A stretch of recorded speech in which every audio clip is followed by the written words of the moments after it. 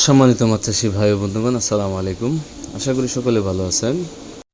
দেশ ও দেশের বাহির থেকে যে যেখান থেকে বসে আজকের এই 2026 সালে আমার এই চিতল মাছের ভিডিওটি উপভোগ করতেছেন, সকলকে জানাই আন্তরিক শুভেচ্ছা ও অভিনন্দন।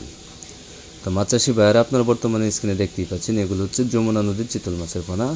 এগুলো 3 থেকে 4 ইঞ্চি সাইজের চিতল মাছের পোনা। আপনারা যারা চিতল মাছ চাষ করতে চান, যারা চিতল মাছ চাষ করতে আগ্রহী, তারা চাইলে আমাদের ভিডিও স্ক্রিনে দেওয়া নম্বরে যোগাযোগ করে বাংলাদেশের যে কোনো জায়গা থেকে এই চিতল মাছের পোনাগুলো অর্ডার করতে পারেন।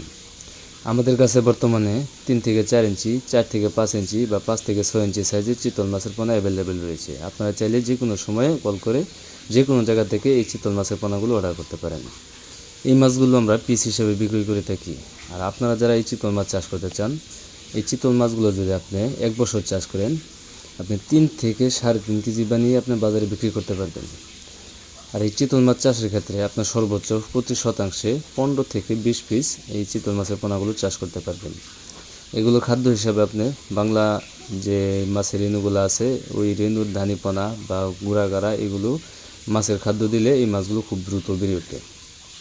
আর এই মাছগুলো আপনি মিশ্রভাবেও চাষ করতে পারবেন। যদি আপনার অন্য যে কোনো মাছের সাথে চাষ করতে চান, তাহলে মিনিমাম চিতল মাছের সাইজের থেকে আরও 2 থেকে 3 ইঞ্চি সাইজ বড় হতে হবে অন্য মাছ, তাহলে আপনি এই মাছগুলো মিশ্রভাবে চাষ করতে পারবেন।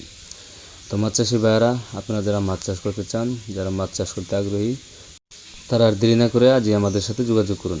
সবাইকে ভিডিও দেখার জন্য ধন্যবাদ।